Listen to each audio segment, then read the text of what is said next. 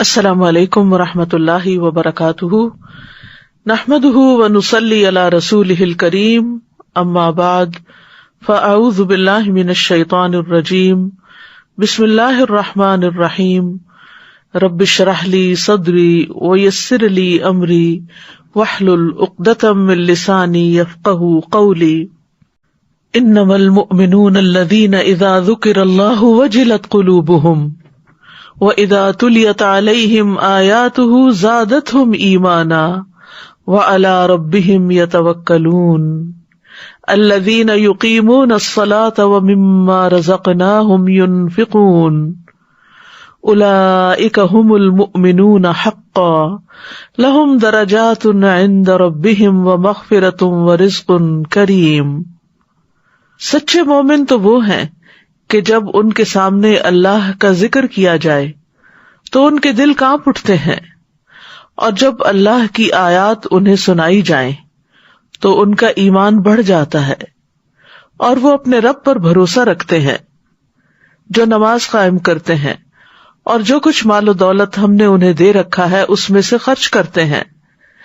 یہی سچے مومن ہیں، ان کے لیے ان کے رب کے ہاں درجات ہیں، بخشش ہے اور عزت کی روزی ہے۔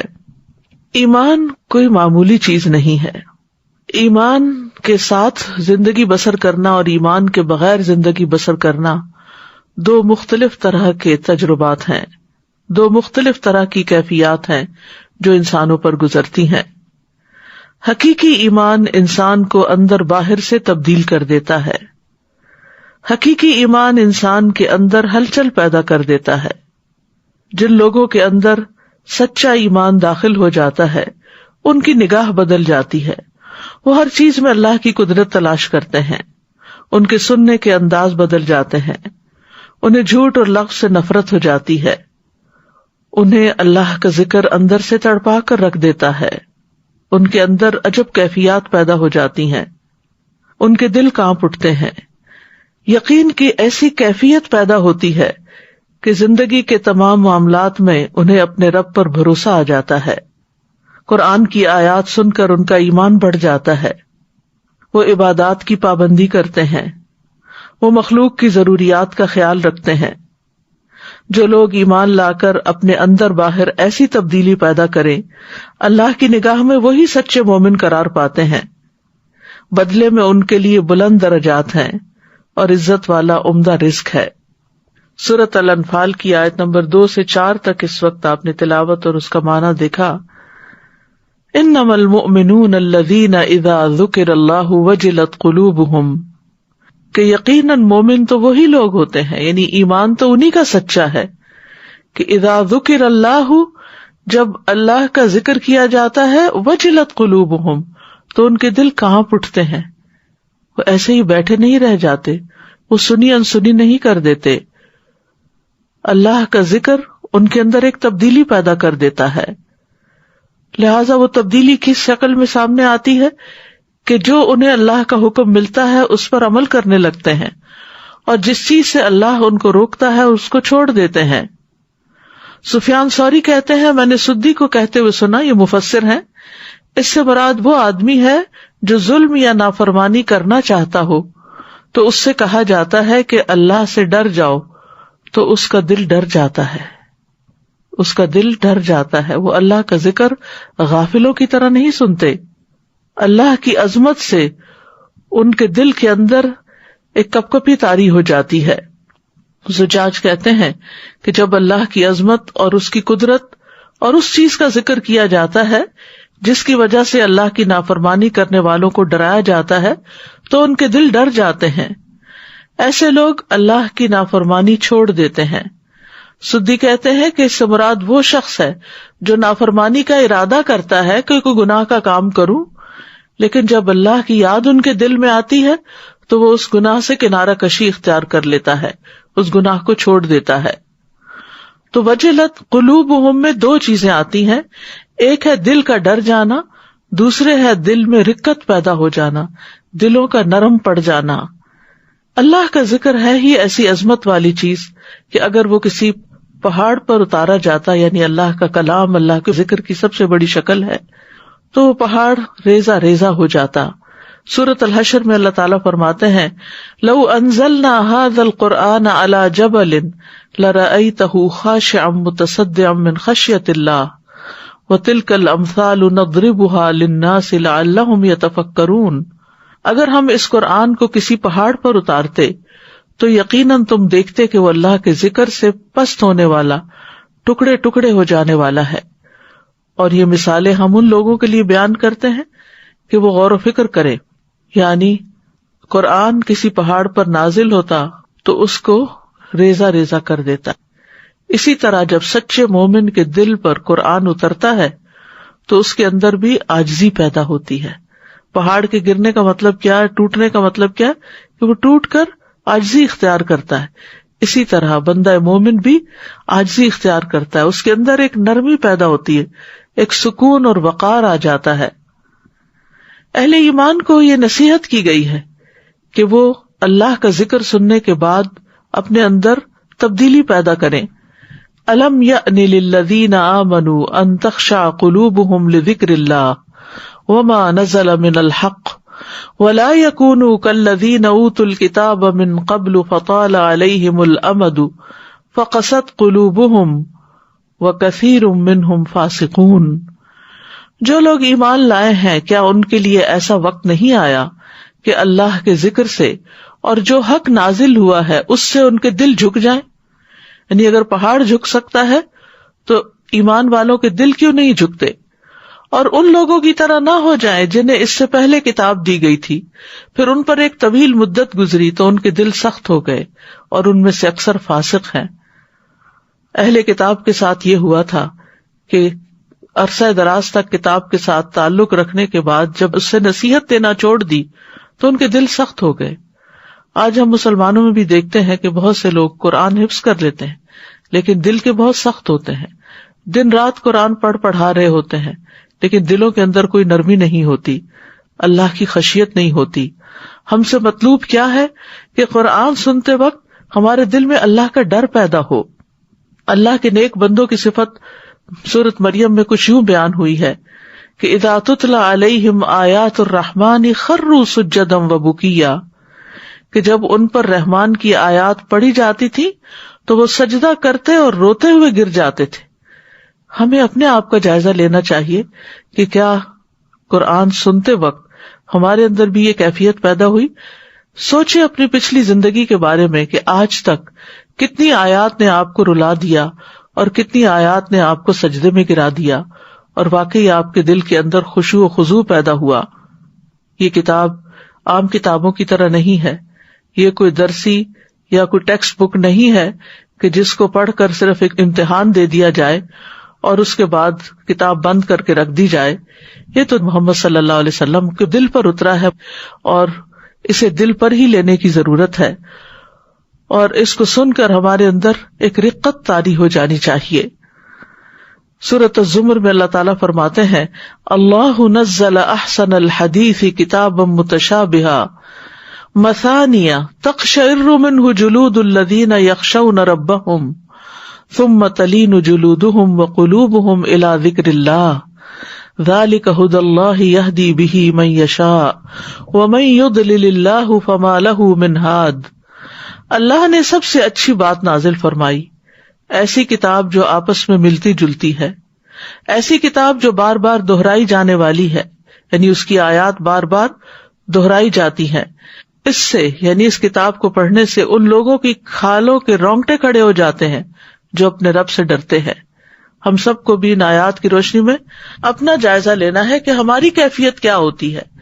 پھر ان کی کھالیں اور ان کے دل اللہ کے ذکر کی طرف نرم ہو جاتے ہیں، یعنی ان کے اندر نرمی پیدا ہو جاتی ہے.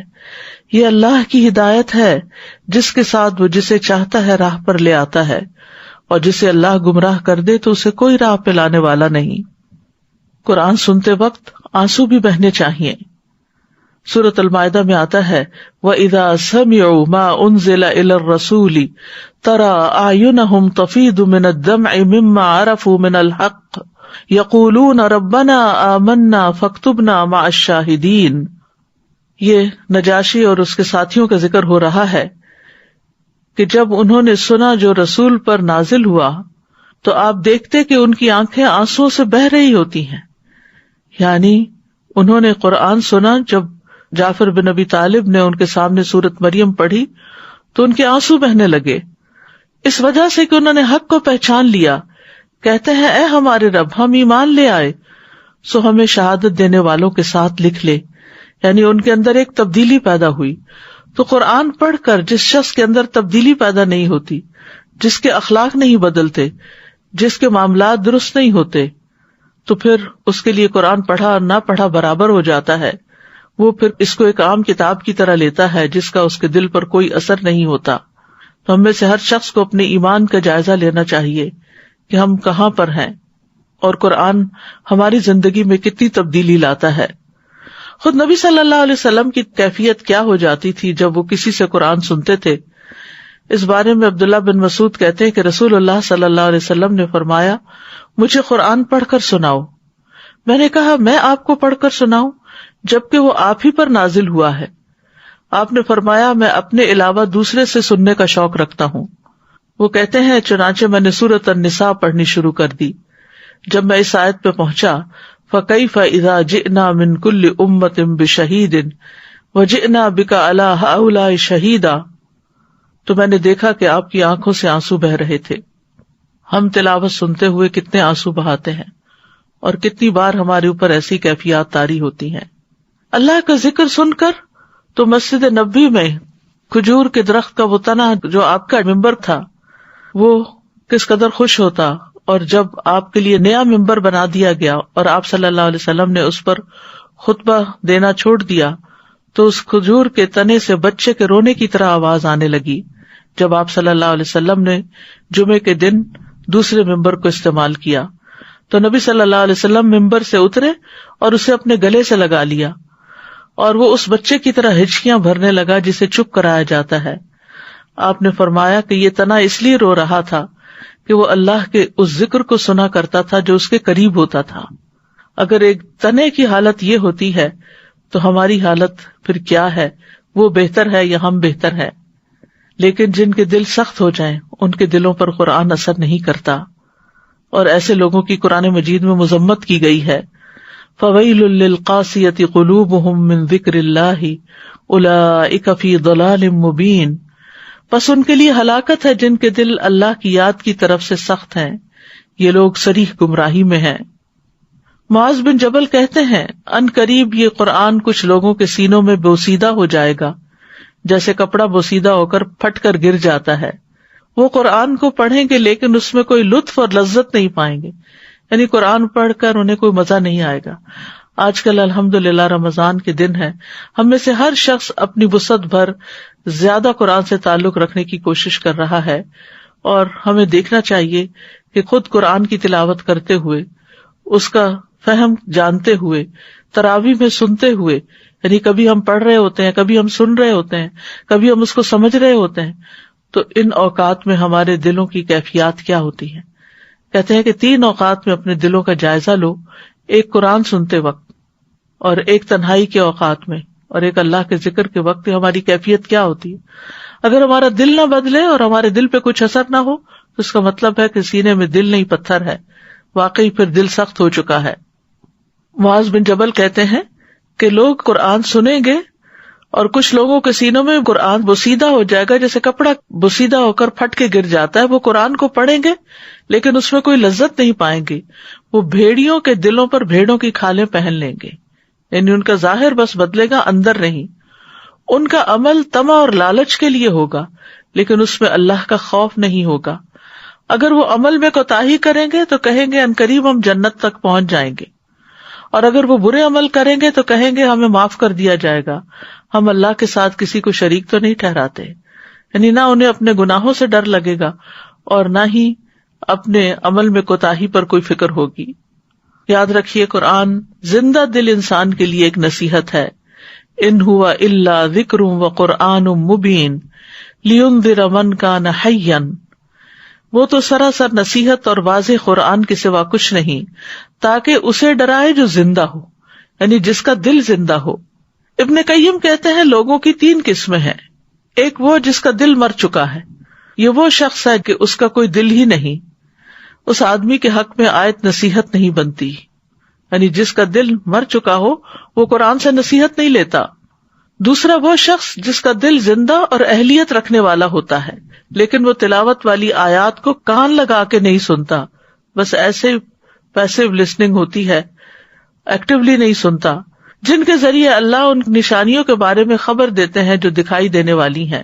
یا تو وہ آیات اس تک پہنچی ہی نہیں یا اس تک پہنچی ہے لیکن اس کا دل ان آیات سے ہٹ کر کسی اور چیز میں مشغول تھا اور اس کا دل غیر حاضر ہے، اسے بھی نصیحت نہیں ہوتی حالانکہ اس میں اہلیت ہے اور اس کا دل موجود ہے۔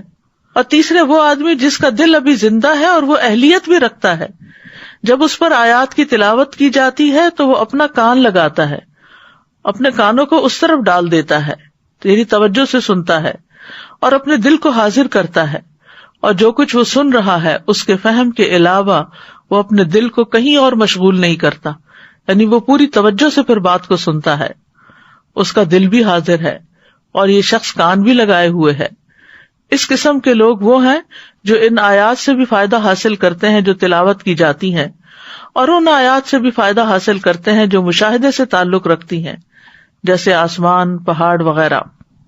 وَإِذَا تُلِيَتْ عَلَيْهِمْ آيَاتُهُ زَادَتْهُمْ ایمانا، اور جب ان پر اس کی آیات پڑھی جاتی ہیں تو ان کا ایمان بڑھ جاتا ہے۔ اس کا ایک مطلب ہے کہ وہ تصدیق کو بڑھا دیتی ہیں، کہ وہ اللہ کی باتوں کو سچ سمجھنے لگتا ہے۔ دوسرا معنی کیا گیا وہ خوف کو بڑھا دیتی ہیں، یعنی ایمان بڑھتا ہے تو ان کی خشیت بھی اتنی ہی بڑھتی ہے۔ تو یاد رکھیے کہ قرآن میں غور و فکر کرنے سے ایمان بڑھتا ہے، اور جب ایمان بڑھتا ہے تو پھر انسان کے اندر خشیت بھی بڑھتی ہے۔ تو تدبر جو ہے یعنی غور و فکر کرنا، اپنے دلوں کو حاضر کرنا، یہ سبب بنتا ہے ایمان بڑھانے کا، کیونکہ تدبر دل کے اعمال میں سے ہے، اور تدبر ایسے معنی واضح کر دیتا ہے جس سے وہ پہلے ناواقف ہوتے ہیں، یا جو کچھ وہ بھول چکے ہوتے ہیں انہیں یاد آ جاتا ہے، یا یہ غور و فکر ان کے دلوں میں نیکی کی رغبت اور اپنے رب کی کرامت کا شوق پیدا کر دیتا ہے، یا یہ تدبر اللہ کے عذابوں سے خوف یا اس کی نافرمانیوں سے باز آ جانے کے عمل کو پیدا کر دیتا ہے، اور ان سب چیزوں سے ایمان بڑھ جاتا ہے، اور ایمان بڑھنے کے نتیجے میں وَعَلَىٰ رَبِّهِمْ يَتَوَكَّلُونَ، وہ اپنے رب پر توکل کرتے ہیں، بھروسہ کرتے ہیں، یعنی دنیا کی جن مشکلات، مصائب، سختیوں کے بارے میں ان کو خوف لاحق ہوتا ہے وہ ان کے بارے میں اللہ پر بھروسہ کرتے ہیں۔ اپنے وہ اعمال جن کے بارے میں وہ آخرت میں ثواب کی امید رکھتے ہیں ان کے بارے میں وہ اللہ پر بھروسہ کرتے ہیں، یعنی دنیا کے معاملات میں بھی اور آخرت کے معاملات میں بھی ان کا بھروسہ اپنی ذات پہ نہیں ہوتا، اپنے کمال پہ نہیں ہوتا، بلکہ اللہ کی ذات پر بھروسہ کرتے ہیں، یعنی دنیا اور آخرت کے فائدوں کے حصول یا نقصانات سے بچنے کے لیے یا نقصانات کو دور کرنے کے لیے وہ اپنے رب پر جو توکل کرتے ہیں انہیں پورا اعتماد اور یقین ہوتا ہے کہ اللہ تعالیٰ ان کا یہ کام ضرور کر دے گا۔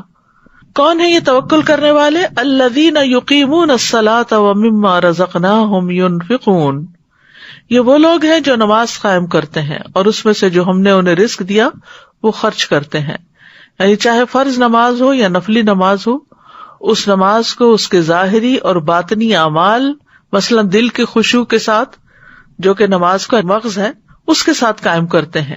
اقامت صلاۃ میں دل کی حضوری بھی شامل ہے۔ اور وَمِمَّا رَزَقْنَاهُمْ يُنْفِقُونَ، یعنی وہ نفقات واجبہ مثلا زکوٰۃ، کفارہ، بیوی بچوں، اقارب اور غلاموں پر خرچ کرتے ہیں، اور نفقات مستحبہ میں مثلا بھلائی کے تمام راستوں میں صدقہ کرتے ہیں۔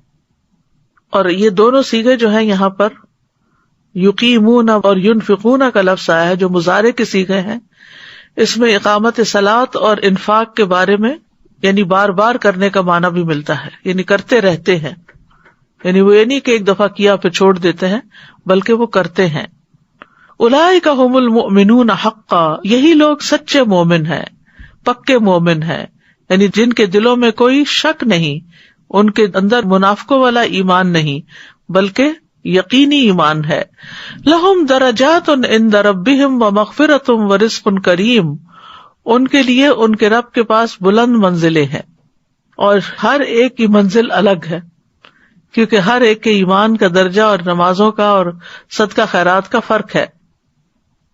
لہم درجات عند ربہم، عطا کہتے ہیں کہ وہ جنت کے درجات پر اپنے عمل کے اعتبار سے چڑھیں گے، جس کا جو عمل ہوگا اس کے مطابق اس کو درجہ دیا جائے گا. ورزق کریم، یہ وہ رزق ہے جو ان کے لیے جنت میں تیار کیا گیا ہے. تو اس آیت میں بیسیکلی ایمان کی تفصیل ہمیں مل رہی ہے. ایمان جو ہے اس کے 3 ارکان ہیں: دل سے اعتقاد رکھنا، زبان سے اقرار کرنا اور اعضاء سے عمل کرنا. تو اس میں 3 چیزیں شامل ہیں: دل، زبان اور سارا جسم. جب تک یہ تینوں شرائط پوری نہ ہو تو ایمان مکمل نہیں ہوتا. تو اس میں آپ دیکھیے کہ ان لوگوں کے اندر دل کا اعتقاد بھی تھا، توکل اور ایمان میں اضافے کی بات ہوئی، زبان کا عمل بھی تھا، اللہ کا ذکر اور قرآن کی تلاوت، اور اعضاء کا عمل یعنی اقامت صلاۃ اور رزق کا انفاق. یعنی ایمان کی جو تینوں شرائط ہیں ان سچے مومنوں میں پوری ہوتی ہیں. ایمان کا لفظی معنی لغت میں تصدیق اور اقرار کرنا ہوتا ہے، اور اصطلاحی معنی ہوتا ہے دل میں عقیدہ رکھنا، زبان کے ساتھ اقرار کرنا اور اعضاء کے ساتھ عمل کرنا. مؤمن کا لفظ جو ہے اسم فاعل ہے، یہ اس شخص کے لیے بولا جاتا ہے جو ایمان کی صفت سے متصف ہو، اور اس لیے اس بات کی طرف اشارہ کرنا مناسب ہوگا کہ لغت میں مومن کا لفظ 3 لغوی بنیادی معنوں کی طرف لوٹتا ہے. نمبر 1 امن والا، اور امن خوف کے بالمقابل ہے. الذین آمنوا ولم یلبسوا ایمانہم بظلم اولئک لہم الامن وہم مہتدون. وہ لوگ جو ایمان لائے اور انہوں نے اپنے ایمان کو کسی بڑے ظلم یعنی شرک کے ساتھ نہیں ملایا، یہی لوگ ہیں جن کے لیے امن ہے اور وہی ہدایت پانے والے ہیں. یعنی اگر کوئی شخص ایمان لاتا ہے تو وہ امن میں آ جاتا ہے. دوسرا ہے تصدیق کرنا، جو تکذیب کے بالمقابل ہے. اس کی مثال قرآن پاک میں ہے وَمَا أَنْتَ بِمُؤْمِنٍ لَنَا وَلَوْ كُنَّا صَادِقِينَ. سورۃ یوسف آیت نمبر 17 میں آتا ہے، اور تو ہرگز ہمارا اعتبار کرنے والا نہیں خواہ ہم سچے ہوں. تو اس لیے تصدیق کا مطلب سچ ماننا. اور تیسرے ہے امین، امانت دار ہونا خیانت کار ہونے کے برعکس ہے. اور اس میں انسان اللہ سبحانہ تعالیٰ کے ساتھ خیانت نہیں برتتا، بلکہ جو اسے حکم ملتا ہے وہ بجا لاتا ہے. پھر اسی طرح ایمان کے ساتھ ساتھ اسلام کا لفظ بھی استعمال کیا جاتا ہے. حدیث جبریل سے ہمیں پتہ چلتا ہے کہ اسلام عبادات کے ساتھ مکمل ہوتا ہے، اور ایمان جو ہے اس کے ارکان مختلف ہیں. یعنی اللہ پر ایمان، رسولوں پر ایمان، کتابوں پر، فرشتوں پر وغیرہ وغیرہ. پھر اسی طرح یہ کہ انسان اسلام میں داخل ہوتا ہے تو پھر جب وہ اس پر عمل کرتا ہے تو ترقی کرتے کرتے ایمان کے مرتبے تک اور اعلیٰ مرتبے تک پہنچتا ہے، جس کے لیے یہ وعدہ کیا گیا کہ لہم درجات، یعنی جیسا جیسا اس کا عمل ہوگا ویسے ویسے اس کے درجات ہوں گے. جس درجے کا ایمان ہوگا اس درجے کا جنت میں درجہ دیا جائے گا. یہ بھی یاد رکھیے کہ ایمان گھٹتا اور بڑھتا رہتا ہے، کیونکہ یہاں پر آتا ہے زادتہم ایمانا. آیات کی تلاوت ان کا ایمان بڑھا دیتی ہیں، یعنی پہلے سے زیادہ ان کا ایمان ہو جاتا ہے. سورۃ توبہ میں آتا ہے وَإِذَا مَا أُنزِلَتْ سُورَةٌ فَمِنْهُمْ مَن يَقُولُ أَيُّهُمْ زَادَتْهُ هَٰذِهِ إِيمَانًا. اور جب بھی کوئی سورت نازل کی جاتی ہے تو ان میں سے کچھ لوگ ایسے ہیں جو کہتے ہیں کہ اس نے تم میں سے کس کو ایمان میں زیادہ کیا ہے. یہ منافقین کہا کرتے تھے، یعنی وہ بھی جانتے تھے کہ ایمان جو ہے وہ بڑھتا ہے. پھر اسی طرح علماء کا بھی اس پر اجماع ہے. امام بخاری کہتے ہیں کہ میں مختلف شہروں میں 1000 سے زیادہ علماء سے ملا، میں نے ان میں سے کسی ایک کو اس مسئلے میں اختلاف کرتے ہوئے نہیں پایا کہ ایمان قول اور عمل دونوں کا نام ہے، اور اس میں اضافہ بھی ہوتا ہے اور کمی بھی ہوتی ہے. اضافہ کس چیز سے ہوتا ہے؟ اللہ کی اطاعت سے ایمان بڑھتا ہے اور گناہوں سے گھٹتا ہے. ابن تیمیہ کہتے ہیں اہل سنہ کے اصولوں میں سے ہے کہ دین اور ایمان قول اور عمل کا نام ہے. دین اور ایمان قول اور عمل ہے، یعنی صرف قول نہیں ہے. قول میں دل اور زبان سے اقرار ہے، اور عمل میں دل، زبان اور جوارح بھی شامل ہیں.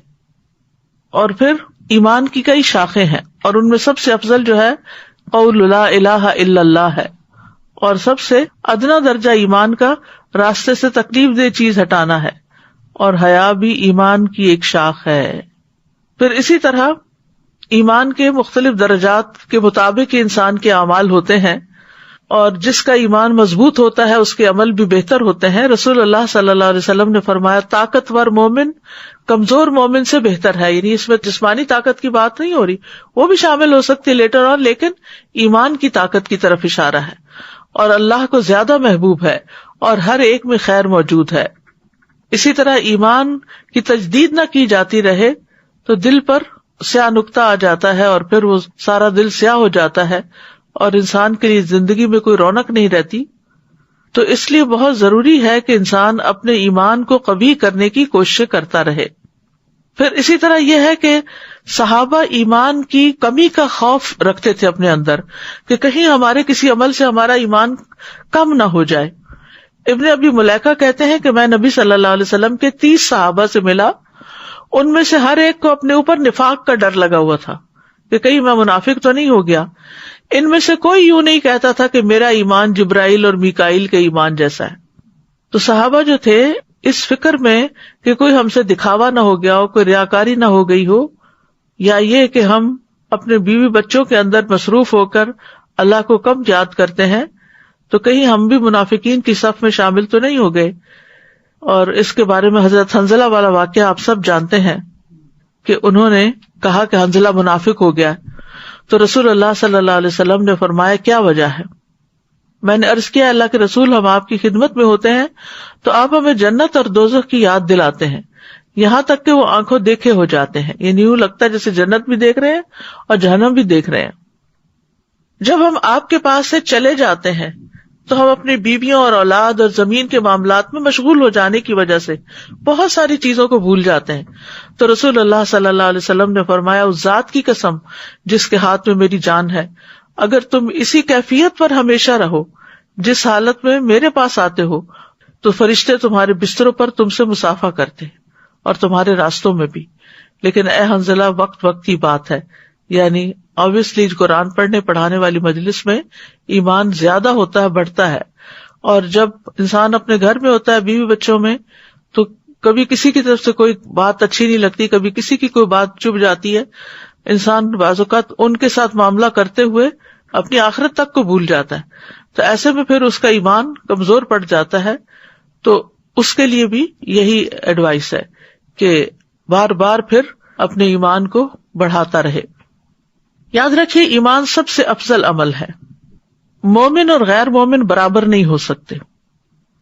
سورۃ السجدہ میں آتا ہے افمن کان مؤمنا کمن کان فاسقا لا یستوون، تو کیا وہ شخص جو مومن ہو وہ اس کی طرح ہے جو نافرمان ہو؟ یہ دونوں برابر نہیں ہو سکتے، یعنی ایمان لانے والا اور نہ لانے والا ایک جیسے نہیں ہوتے، نہ ان کی زندگی ایک جیسی ہوتی ہے، نہ موت ایک جیسی ہوتی ہے، اور نہ موت کے بعد کے مراحل ایک جیسے ہوتے ہیں۔ ایمان والوں کو اللہ تعالیٰ سیدھے رستے کی رہنمائی کرتا رہتا ہے، وَإِنَّ اللَّهَ لَهَادِ الَّذِينَ آمَنُوا إِلَىٰ صِرَاطٍ مُسْتَقِيمٍ، اور بے شک اللہ ان لوگوں کو جو ایمان لائے یقیناً سیدھے رستے کی طرف ہدایت دینے والا ہے۔ پھر ایمان سے انسان کو روشنی ملتی ہے، اندھیروں سے نکلتا ہے۔ اللہ ولی الذین آمنوا یخرجہم من الظلمات الی النور، اللہ ان لوگوں کا دوست ہے جو ایمان لائے، وہ انہیں اندھیروں سے نکال کر روشنی کی طرف لے آتا ہے، حیات طیبہ ملتی ہے، عمدہ زندگی ملتی ہے۔ من عمل صالحا من ذکر او انثی وهو مؤمن فلنحیینہ حیاتا طیبہ وَلَنَجْزِيَنَّهُمْ أَجْرَهُمْ بِأَحْسَنِ مَا كَانُوا يَعْمَلُونَ، جو شخص بھی نیک عمل کرے خواہ مرد ہو یا عورت، بشرطے کہ وہ مومن ہو، تو ہم اسے پاکیزہ زندگی بسر کرائیں گے، اور آخرت میں ان کے بہترین اعمال کے مطابق انہیں ان کا اجر عطا کریں گے۔ پھر اسی طرح دنیا اور آخرت میں ثابت قدمی نصیب ہوتی ہے۔ یثبت اللہ الذین آمنوا بالقول الثابت فی الحیات الدنیا وفی الآخرہ، جو لوگ ایمان لائے انہیں اللہ قول ثابت یعنی کلمہ طیبہ سے دنیا کی زندگی میں بھی ثابت قدم رکھتا ہے اور آخرت میں بھی رکھے گا، یعنی استقامت اسی سے ملتی ہے، اللہ کا ساتھ ملتا ہے۔ وَأَنَّ اللَّهَ مَعَ الْمُؤْمِنِينَ، اللہ کا فضل ملتا ہے، وَاللَّهُ ذُو فَضْلٍ عَلَى الْمُؤْمِنِينَ، اور اللہ مومنوں پر بڑے فضل والا ہے، بندوں کی محبت ملتی ہے۔ ان الذین آمنوا وعملوا الصالحات سَيَجْعَلُ لَهُمُ الرَّحْمَنُ وُدًّا، یقیناً جو لوگ ایمان لائے ہیں اور وہ اچھے کام کر رہے ہیں، اللہ ان کے لیے لوگوں کے دلوں میں ضرور محبت پیدا کر دے گا۔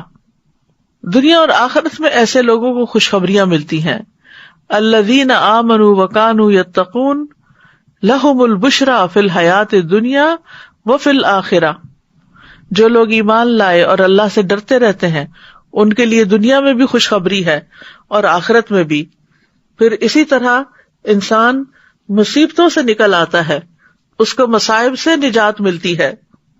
ثم ننجی رسلنا والذین آمنوا کذالک حقا علینا ننجی المؤمنین، پھر ہم اپنے رسولوں کو نجات دیتے ہیں اور ان کو بھی جو ایمان لائے، اسی طرح ہم پر حق ہے کہ ہم مومنوں کو نجات بخشیں۔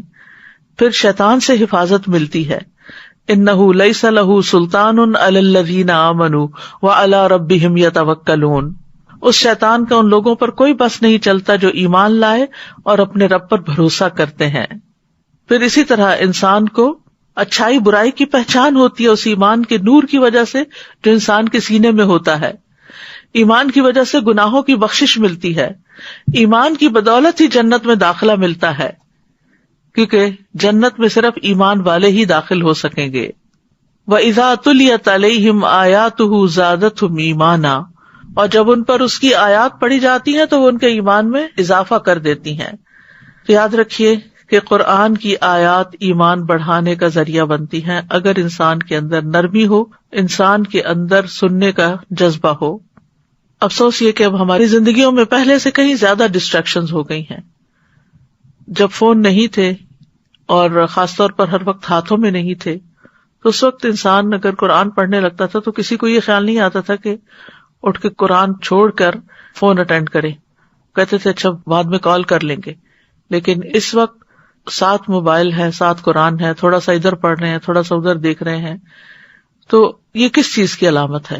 قرآن ان کے دلوں پر کوئی اثر نہیں کرتا، ان کے دل کہیں اور ہی مگن ہے، کہیں اور ہی کی فکریں ہیں۔ تو ایمان کو بڑھانے والے اسباب جو ہیں ان میں سب سے پہلی چیز اللہ کی معرفت ہے، اور اللہ کی معرفت علم سے ہوتی ہے، علم سے اللہ کی پہچان ہوتی ہے، اور اللہ کے بارے میں جتنی پہچان ہوگی اتنا ہی ایمان بڑھے گا، یعنی یہ معرفت ایمان میں اضافے کا باعث بنتی ہے۔ اور اس معرفت کے لیے اللہ تعالیٰ کے ناموں کو جاننا، پڑھنا، اور اللہ تعالیٰ کی توحید ربوبیت، الوہیت، توحید اسماء و صفات کو جاننا یہ بہت ضروری ہے۔ امام ابن تیمیہ کہتے ہیں جو اللہ کے ناموں کو معلوم کر کے ان کے معنی کو سمجھ کر ان پر ایمان لائے تو اس کا ایمان اس آدمی کی نسبت زیادہ کامل ہوگا جو ان ناموں کو نہیں پہچانتا۔ وہ مجمل طریقے پر صرف ان پر ایمان رکھتا ہے، یعنی بس وہ صرف ظاہری ایمان رکھتا ہے، حقیقت میں اس کے اندر وہ تبدیلی نہیں آتی جو آنی چاہیے۔ پھر دوسری چیز ہے اخلاص، یعنی ایمان کب بڑھتا ہے؟ جب انسان ہر کام اللہ کی خاطر کرتا ہے اور اللہ سبحانہ تعالیٰ ہی کی طرف جاتا ہے۔ پھر اسی طرح تیسری چیز ہے نبی صلی اللہ علیہ وسلم کی اطاعت۔ قرآن مجید میں اللہ تعالیٰ فرماتے ہیں قُلْ إِن كُنتُمْ تُحِبُّونَ اللَّهَ فَاتَّبِعُونِي يُحْبِبْكُمُ اللَّهُ، آپ کہہ دیجئے کہ اگر تم اللہ سے محبت رکھتے ہو تو میری پیروی کرو، اللہ تم سے محبت کرنے لگے گا۔ یعنی نبی صلی اللہ علیہ وسلم ہی وہ ہستی ہیں جنہوں نے صحیح معنوں میں ہمیں اللہ سبحانہ تعالیٰ کی پہچان کروائی ہے، اور ہم جو جو آپ کی باتیں مانتے جائیں گے آپ ہمیں اللہ سبحانہ تعالیٰ کے اور قریب کر دیں گے۔ چوتھی چیز ہے کائنات میں غور و فکر، یہ بھی ایک بہت اہم وسیلہ ہے۔ انسان جب یکسوئی کے ساتھ کسی جنگل میں چلا جاتا ہے یا باہر یعنی نیچر میں بیسیکلی، تو آپ دیکھیں گے کہ اس شخص کے اندر بہت زیادہ اللہ کی یاد آتی ہے۔ جیسے حضرت داؤد علیہ السلام تھے، جب وہ اللہ کا ذکر کرتے تھے تو ان کے ساتھ پہاڑ اور پرندے بھی اللہ کا ذکر شروع کر دیتے تھے، یعنی بلند آواز میں جب وہ زبور پڑھا کرتے تھے تو وہ ظاہر گھر کے اندر تو پرندے اور درخت اور پتھر اور پہاڑ وغیرہ نہیں ہوتے، تو اس کے لیے وہ باہر جاتے اور اللہ سبحانہ تعالیٰ کو پہچان کر اس کی کتاب کی آیات پڑھا کرتے تھے۔ پھر پانچویں چیز ہے قرآن سے گہرا تعلق۔ قرآن سے انسان کے ایمان میں اضافہ ہوتا ہے۔ جندب بن عبداللہ کہتے ہیں کہ ہم نے ایمان سیکھا، پھر ہم نے قرآن سیکھا، جس سے ہمارے ایمان میں دن بدن اضافہ ہوا۔ اس سے کیا پتہ چلتا ہے کہ قرآن سے ایمان میں اضافہ ہوتا ہے۔ ابن مسعود کہتے ہیں جس شخص میں 3 باتیں پائی جاتی ہوں اللہ اس کے دل کو ایمان سے بھر دیتا ہے۔ نمبر 1 عالم کی صحبت، نمبر 2 قرآن کی تلاوت، اور نمبر 3 روزے رکھنا۔ شیخ سعدی کہتے ہیں کہ وَإِذَا تُلِيَتْ عَلَيْهِمْ آيَاتُهُ زَادَتْهُمْ ایمانا، اس کی وجہ یہ ہے کہ وہ اللہ کی آیات کو حضور قلب کے ساتھ غور سے سنتے ہیں تاکہ وہ اس میں غور و فکر کریں، جس سے ان کے ایمان میں اضافہ ہو، کیونکہ تدبر دل کے اعمال میں سے ہے۔ اسی طرح وہ معنی بھی واضح ہو جاتے ہیں جن سے وہ لا علم ہوتے ہیں، اور ان کو ان امور کی یاد دہانی ہو جاتی ہے جس کو وہ فراموش کر چکے ہوتے ہیں۔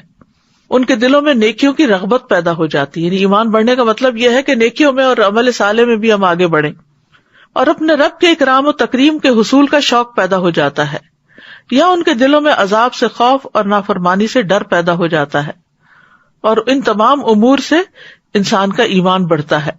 پھر قرآن مجید میں تدبر کرنا، قرآن مجید میں تدبر سے انسان دوسروں کی بات بھی آسانی سے سمجھ جاتا ہے، اور اس میں ہم دیکھتے ہیں کہ جو شخص اللہ کے کلام میں غور کرتا ہے اس کو پہچان لیتا ہے، اس کی قدرت کو پہچان لیتا ہے، اور وہ مومنوں پر اس کی عظیم مہربانی کو پہچان لیتا ہے، اور اللہ نے جو عبادت اس پر فرض کی ہے اس کو جان لیتا ہے اور اس کو اپنے اوپر فرض قرار دیتا ہے، پھر ان باتوں سے بھی بچتا ہے جس سے اس کے مالک نے ان کو روکا ہے، اور ان کاموں میں رغبت کرتا ہے جس کی اللہ نے ترغیب دی ہے۔ جب یہ کام انسان کرنے لگتا ہے تو خود بخود دل میں اللہ کی محبت آ جاتی ہے۔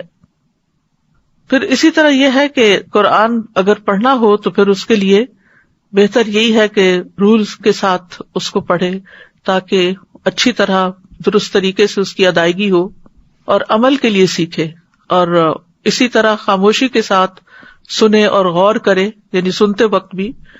پھر اسی طرح انسان جب پڑھے تو سوچے میں اللہ کا کلام پڑھ رہا ہوں، اور جب سچے لوگوں کا ذکر آئے تو انسان دعا مانگے کہ اللہ ہمیں بھی ان میں شامل کر دے، اور جب جھوٹ بولنے والوں کا ذکر آئے تو اس وقت انسان کا رویہ کیا ہو کہ وہ اللہ تعالیٰ کے اس خطاب کو ذہن میں رکھے اور اپنے ساتھ عہد کرے کہ میں ایسا عمل نہیں کروں گا۔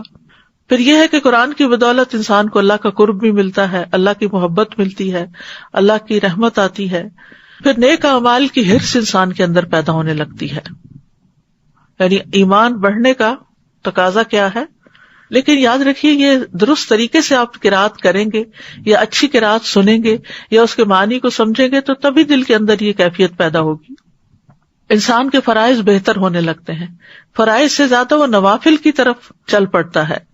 پھر اسی طرح اس کی زندگی کے اندر کچھ اور تبدیلیاں بھی آتی ہیں، اس کو پاکیزگی سے محبت ہوتی ہے، صاف ستھرا رہنے لگتا ہے، طہارت کا اہتمام کرتا ہے، سادگی اختیار کرتا ہے، لوگوں کی اچھائیوں کو یاد رکھتا ہے، کم گفتگو کرتا ہے، مشکلات میں صبر کرتا ہے، اپنے بھائی کے لیے وہی پسند کرتا ہے جو اپنے لیے، پھر پڑوسی کا خیال رکھتا ہے، جھوٹ چھوڑ دیتا ہے۔ اور کچھ کام ایسے ہیں کہ جو انسان کے ایمان کو گھٹا دیتے ہیں، جیسے غفلت، دنیا میں مگن ہونا، دنیا کو آخرت پر ترجیح دینا، یعنی مال کی محبت میں اضافہ ہونا اور اس کی وجہ سے دین کے کاموں میں غفلت برتنا، ذکر سے روگردانی کرنا، یہ بھی انسان کے ایمان کو کمزور کرتا ہے۔ اور گناہ اور نافرمانیاں جو ہے وہ بھی ایمان کم کر دیتی ہیں، چوری، زنا، شراب نوشی، پھر فضول کاموں میں مشغول ہونا، خواہش پرست لوگوں کی مجلس میں بیٹھنا، یہ ساری چیزیں جو ہیں انسان کے ایمان میں کمی پیدا کر دیتی ہیں۔ تو ہمیں اللہ تعالیٰ سے دعا کرنی چاہیے کہ وہ ہمارے دلوں کے اندر ایمان کو مزین کر دے۔ اللہم حبب الینا الایمان وزینہ فی قلوبنا وکرہ الینا الکفر والفسوق والعصیان وجعلنا من الراشدین۔ اللہم توفنا مسلمین واحینا مسلمین والحقنا بالصالحین غیر خزایا ولا مفتونین، آمین۔ اے اللہ ایمان کو ہمارے لیے محبوب بنا دے، یعنی ہمیں ایمان کی محبت دے دے اور اسے ہمارے دلوں میں مزین کر دے، یعنی سجا دے، اور کفر، فسق اور عصیان کو ہمارے لیے ناپسندیدہ بنا دے اور ہمیں سیدھی راہ پر چلنے والا بنا دے۔ اے اللہ ہمیں مسلمان ہی رکھ کر فوت کرنا اور مسلمان ہی بنا کر زندہ رکھنا، اور ہمیں صالحین سے ملا دے، اس حال میں کہ نہ ہماری رسوائی ہو اور نہ ہم فتنے میں پڑیں۔ اسی طرح ایک اور دعا ہے سنن نسائی کی، اللہم زیننا بزینت الایمان وجعلنا ھداۃ مہتدین، اے اللہ ہمیں ایمان کی زینت سے مزین کر دے اور ہمیں ہدایت یافتہ لوگوں کا رہنما بنا دے۔ پھر اسی طرح کرنے کے کام کیا ہے؟